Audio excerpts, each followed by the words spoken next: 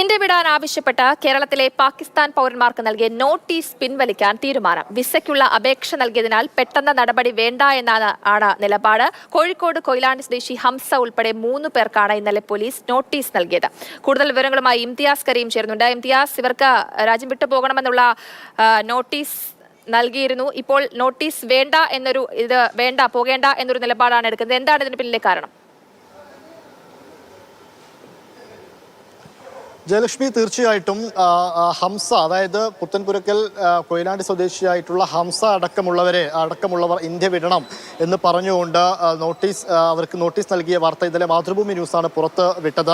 എന്നാൽ ഇതിലിപ്പോൾ ഈ ഹംസ ഉൾപ്പെടെയുള്ളവർക്ക് അങ്ങനെ പോകേണ്ടതില്ല, ആ നോട്ടീസ് പിൻവലിച്ചുകൊണ്ടുള്ള ഒരു കാര്യമാണ് ഇപ്പോൾ പോലീസ് അറിയിക്കുന്നത്. വടകര പോലീസ് ഇത് പ്രാഥമികമായി ഇവരെ ഈ കാര്യം അറിയിച്ചിട്ടുമുണ്ട്. അതിന് പിന്നിലൊരു കാര്യം എന്ന് പറയുന്നത്, ഇവർ നേരത്തെ തന്നെ വിസക്ക് അപേക്ഷിച്ചവരാണ്. ഹംസയുടെ കാര്യത്തിലാണെങ്കിൽ ഹംസ പൗരത്വത്തിന് വേണ്ടി 2007 തന്നെ അപേക്ഷിച്ചതുമാണ്. ആ അപേക്ഷ അവിടെ പെൻഡിംഗ് ആയി കിടക്കുന്നതുമാണ്. അതുകൊണ്ട് ഈ ഹംസയുടെ പേരിലൊന്നും നേരത്തെ, അതായത് പോലീസ് അവരുടെ ക്ലിയറൻസ് ഒക്കെ പരിശോധിക്കുന്ന സമയത്ത് മറ്റു കേസുകളോ ഏതെങ്കിലും രീതിയിൽ രാജ്യവിരുദ്ധ പ്രവർത്തനങ്ങളോ ഒന്നും നടത്താത്ത ആളാണ് ഹംസ. അതൊക്കെ പരിഗണിച്ചുകൊണ്ടും നേരത്തെ തന്നെ വിസക്ക് ഇവർ അപേക്ഷിച്ചിരുന്നു എന്നതൊക്കെ പരിഗണിച്ചുകൊണ്ടാണ് ഇപ്പോൾ അങ്ങനെ ഒരു നോട്ടീസുമായിട്ട് മുന്നോട്ട് പോകേണ്ടതില്ല, അത് പിൻവലിക്കാമെന്ന തീരുമാനത്തിലേക്ക് പോലീസ് എത്തിയിരിക്കുന്നത്. അത് ഹംസയുടെ കുടുംബത്തെ പ്രാഥമികമായി അറിയിച്ചിട്ടുമുണ്ട്. കൂടുതൽ വിശദാംശങ്ങൾ ഇതിൽ പോലീസ് ഇപ്പോൾ പറഞ്ഞിട്ടില്ല.